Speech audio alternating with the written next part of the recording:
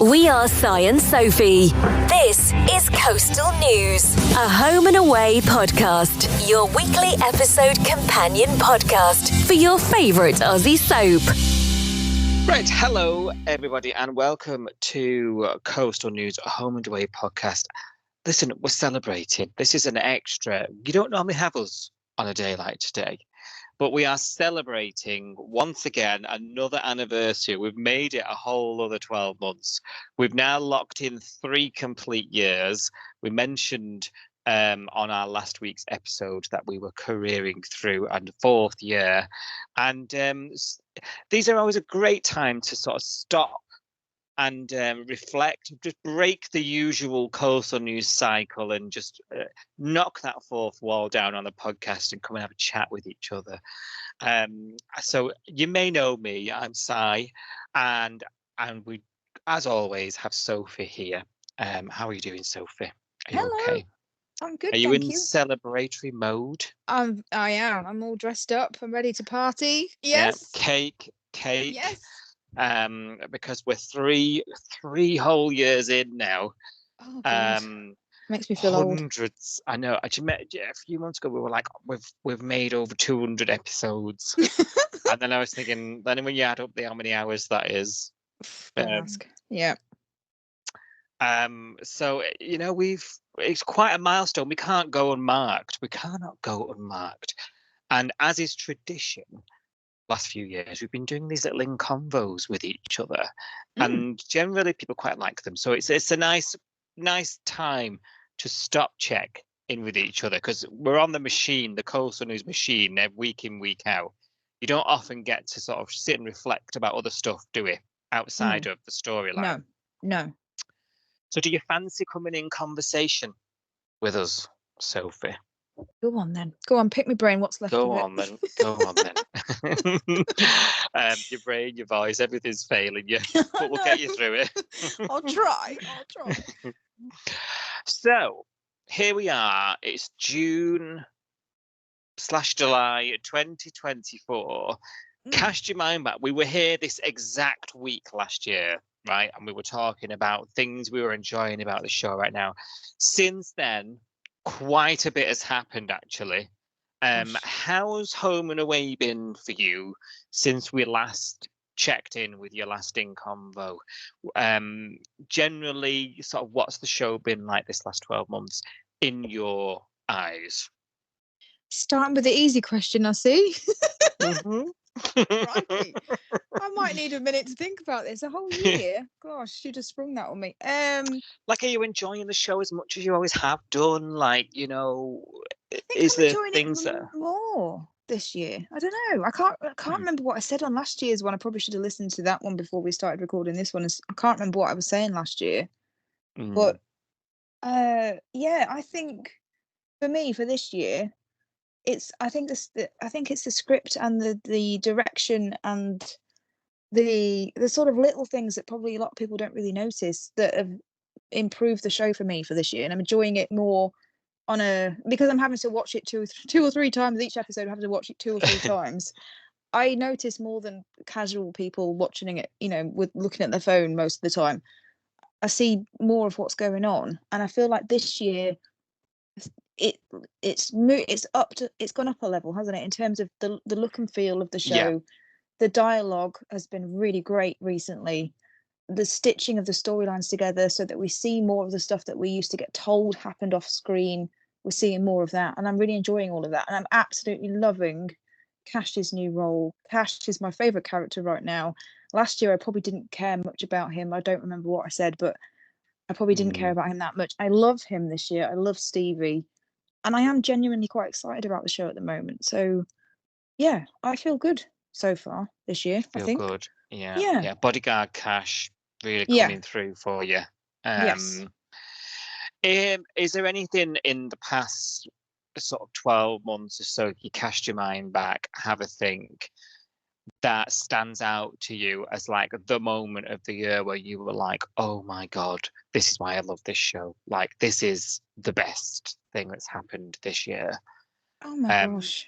I'm trying to think while we have a think. So since last summer, we had the cult culmination, Oh you yeah. know, that came to a head. We Yeah. had obviously Leah and Justin at the End is Near Factory thing. Yes. Was our season finale. We had what happened straight after that in the new year? No, bear with me because it's going to bug me. Oh, so the band sort of broke up. Kirby went solo. We all went awry, didn't it? Yeah. We had Marilyn and her fallout from, well, last year she had a very busy year. With her whole daughter thing and the Stunning Organics thing. Yeah. Then just Leah had her mental health storyline. We had Theo, then with the drug story. We had the wedding of Justin and Leah. We've had Harper and Dana. Tane. We've had a few weddings. We've had Tane and Felicity's wedding, and their subsequent split. The kidnapping of the baby story plot. So there's been some big hitters. Is there anything that amongst that or else otherwise that sort of stands out as like this is what kept me hooked this year? I think we're doing a few things well. I think obviously the long storylines, the cult storyline I really loved. I loved Andrew. I thought his character was great. Really sad when he left. I thought we could have done a lot with him if he'd stuck around. A lot of people feel like that, don't they? Yeah, I think that was a missed opportunity because he was really popular and he was really good at, the actor, I can't remember his name now, but he was really good in that role. And they could have kept him around, and that could have been a potential. When we've got fostering back in the Bay right now, but that could have been a potential fostering storyline for Leah and Justin. I think that was a missed opportunity because he was really popular. Enjoyed the whole cult thing, enjoyed the kidnapping. We laughed about it because it was very camp. We laughed about the donut lips, and we laughed about the fact that there was a ladder in the room that they never noticed for 4 days or whatever. But it was still really good, and it was still really entertaining, and I enjoyed the whole thing. And the fact that it was like, a different location, they built that set custom for that storyline.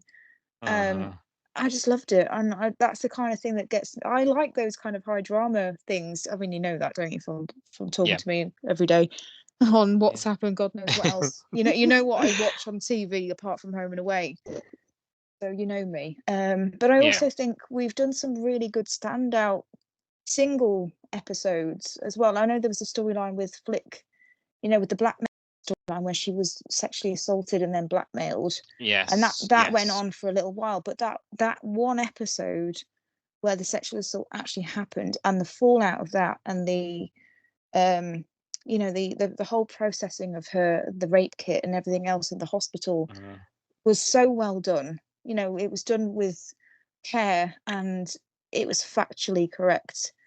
And it was portrayed spectacularly by Jackie. I mean, she's just great. She's just a brilliant actress. Criminal she didn't get the Logie nom. I know, it is. Honestly, she's been really overlooked on that. And I think for me, although it was a horrible storyline, it's obviously horrible. Nobody wants that to happen to anybody. But the way that they portrayed it, for me, was more interesting than the whole baby drama, the wedding. This for me was Jackie just perfectly representing, people in that situation. Yeah. Really, really good. It was, wasn't it? It was an absolute eye-opening education for me, that storyline, and it shows you how important shows like this are, really, for us watching, doesn't it? Yeah, I can see why that would be a major standout for you. I really can. I remember us chatting through those episodes going, and you were telling me, like, you cannot believe how good this is. Like, not just from a sort of heightened dramatic perspective, like for entertaining purposes, but from like a, sensitive, factual point of view, like this is amazing. And there's been so many times that was one of them where you and I have watched it again. Yeah. And there's been a few of those times this year, and that I think you're spot on to bring that out, because that will be something we'll talk about in a few years' time. Do you remember when they did that? Yeah. Mm-hmm. Yeah, absolutely. I think those are the storylines, although they're awful to watch, it's the way that they're portrayed. And like you say, it was done sensitively, it was done factually, and it was acted perfectly by Jackie. And another one that we've had was obviously Mac's heart attack. Again, harrowing, a character that I really liked, going through something really awful and it's shocking. But the way that they did that was brilliant as well. It's been tarnished now, unfortunately, by Levi and the affair. And we've forgotten how good that initial storyline was and how gripped everybody was, and it was so good. Yeah. But again, I mean, I just like the awful entertaining storylines. You know what I mean? That's just the dark stuff. Yeah. I can't even blink. I'm like at the edge of my seat, and I'm holding my breath, and I can't blink, and I'm like, oh my god. And I can't think about anything that's going. I'm not holding my phone, not even thinking about picking my phone up. I'm just completely immersed in the storyline. And those are the kind of storylines that do that for me. Yeah. The wedding and stuff like that was nice and lovely to see, and the nostalgia of it and all of that sort of stuff. But it doesn't hold my attention as much as some of the other storylines. Interesting. We know we've got your number marked. We know what you like. We know what you like. And is there anything then, sort of flipping it, that sort of this year, on reflection, you could have done without? Like, I wouldn't have missed that if it didn't happen. The baby storyline. I mean, I'm not eager. The whole thing, yeah. The whole thing. Actually, not even just the kidnapping of the baby, but the whole Flick and Tane baby marriage descending into chaos, because we know that when they got married, we had that conversation.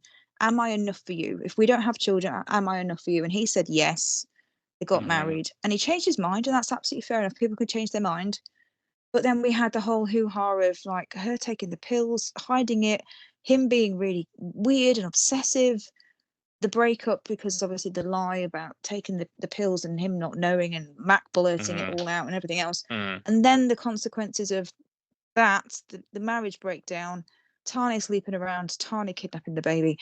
I haven't enjoyed any of that, I'll be honest. I think they've just taken two characters that I really, really liked watching, found entertaining, and then just blew them apart and blew them up. And I was like, I was watching that and I was enjoying it. Why have you done this? Yeah. There's been elements to the storylines that I have enjoyed, but as a whole, I'm like, why did we go here? Why did we blow this up? If you had the power to sort of rewrite that and decide what to do with them, what would you have done? Would you have done something a little more settled? I don't know whether I'd want them to be a boring married couple, because I think that's not fun to watch either, is it? Yeah. Let's be honest. I mean, they wouldn't buy 2 acres of land in New Zealand and go on grey sheep. I don't want that. No, I didn't know where we were going with that. That was a bit worrying. I don't know, in all honesty, because I think, unfortunately, we would have had to have some kind of heartbreak or some kind of, so not necessarily them splitting up, but something happening where one of them's going through something and the other one's having to support them through it or whatever. We'd have to have that to keep the drama. I don't know what that would be. Because otherwise it's boring, isn't it? I don't want to see. I don't want them to turn into what Jasmine and Cash were. Going to the diner for a coffee and then going to work. That's boring as sin, isn't it? Let's face it. Yeah. But I don't actually know. I'd have to think about that, because you just know what you don't want. That's what it is. And that's what we end up with. Yeah. Pretty much. Fair enough. Podcast then. So it's been a very, very, very, very, very busy year here at Coastal News.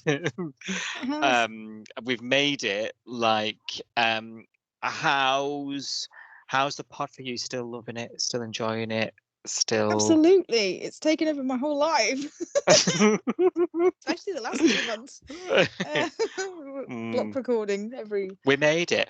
We thought day. we thought we were going to fuck that up, and we didn't. So exactly, congratulations. And that's down to you. So you take the credit on that one. It's not down to me at all. I just turned up and talked. So you had to do all the hard stuff. No, really, really, I'm still loving it. Still, obviously, still loving the show. Still love talking about it.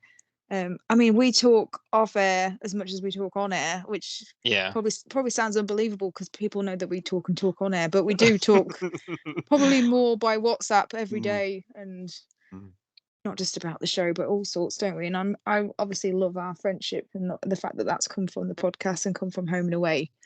And we're going to holidays together. We're going to holidays. Going on Holly Bobs. I can't wait. That's exciting. And then we had the meetup, didn't we? We had the murder mystery meetup in March, which was brilliant. So I'm still gobsmacked by the people that actually turned up and came and saw us, and that was amazing. And the fact that they weren't just from down the road, you know, they flew in from Malta and came up from London, and that was just absolutely mind-blowing. Yeah. So it's very humbling as well. There's few occasions, isn't there, where we just get on a call and record a call every week. Yeah. And it goes out there somewhere. You know, you don't often get feedback back. No. It's one of those weird moments when it happens, isn't it? That you realise there's people the other end who consume it.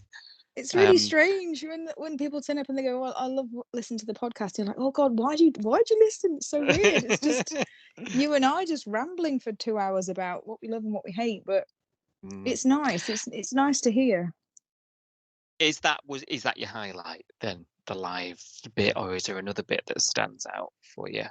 I think just the engagement that we have, our little community that we've got, is so good. Yeah. You know, the tweet-alongs that we do at 6:30 every day, Monday to Friday on Twitter, the people that get involved, the people that say, "Oh, I saw this and thought of you," or you know, the silly things that we say on the podcast that then catch on.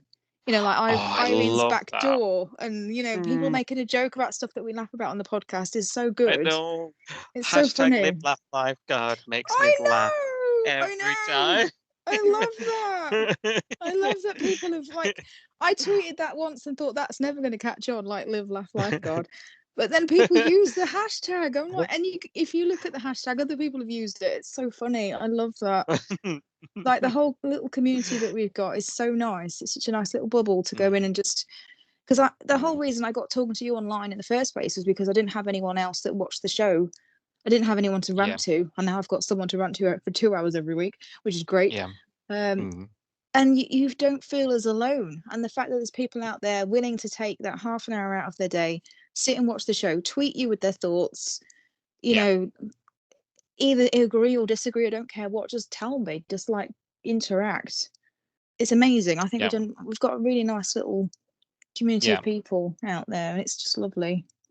It's gorgeous, isn't it? And when you don't turn up, you know. Yeah, they actually send out like SES Alf search party for us when we're busy. So when I forgot I was tweeting and buggered off to the pub.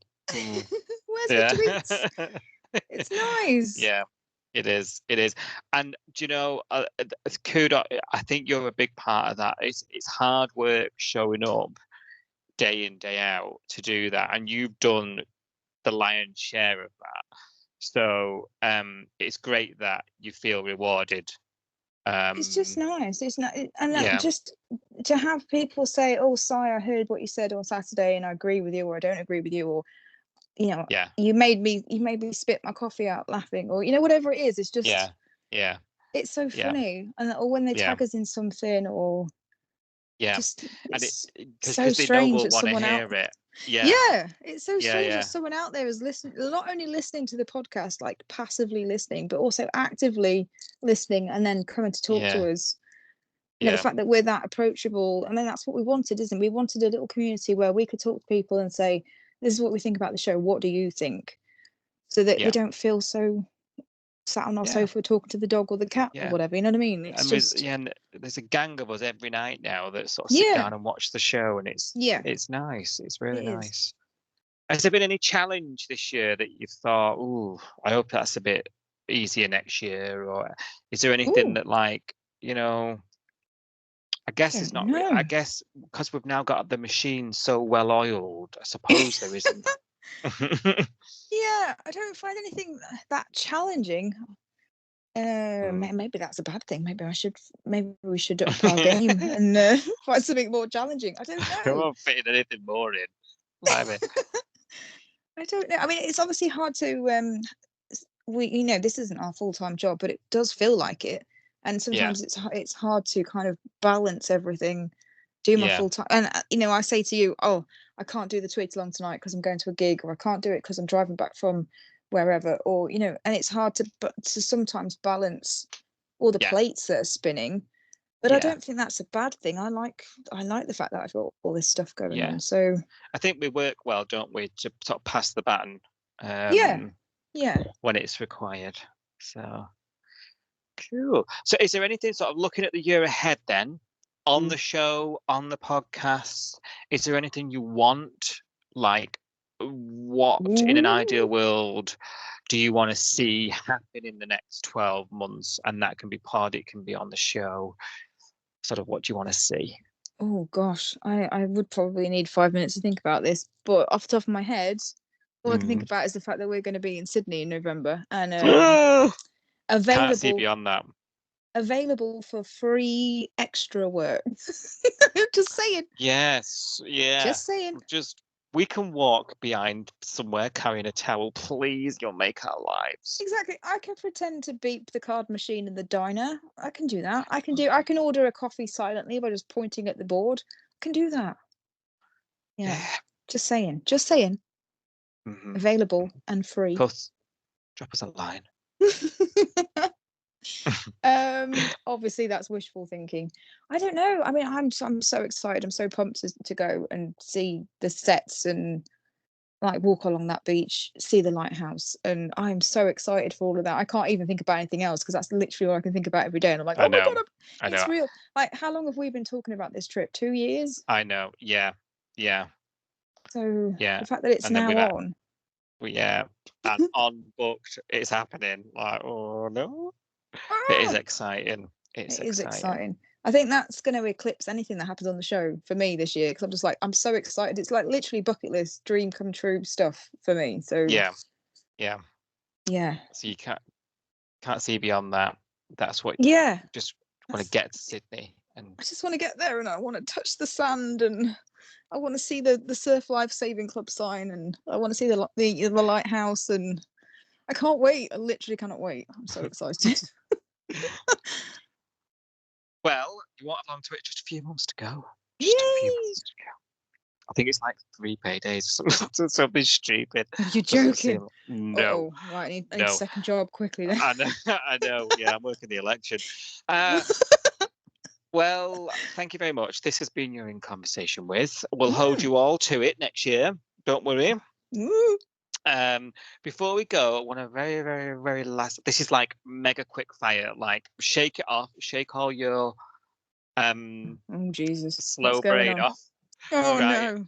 This is Summer Bay Word Association. I'm going to give you a very quick word.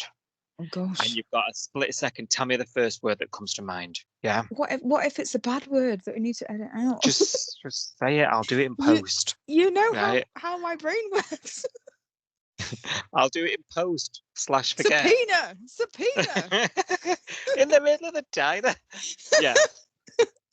Right. Oh God. Okay. Are you ready? No. Is that a daft question? Yeah. Ready? I'll start off easy. Ready? Okay. Beach. Sand. Surf club. John. Alf. Oh, granddad. My granddad. Mackenzie. Oh, yeah. Man stealer. Jolene. I don't know what to say. Jolene. I was trying not to say a bad word. Caravan. Rockin'. I told you. You how my brain works. Bitch. I'm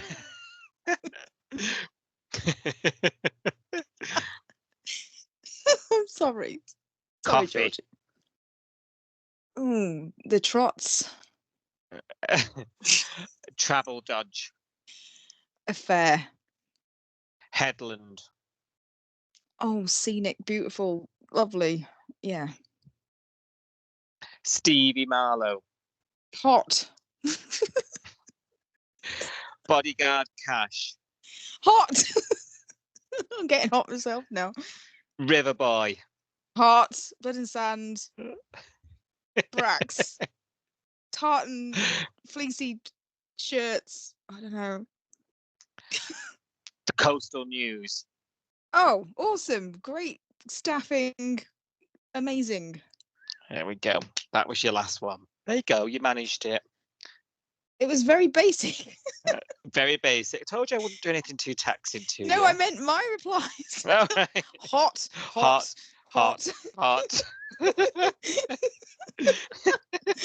I'm currently sat in a room that's 26 degrees, it's hot. Oh, dear. Thank you. See you next year. Bye-bye.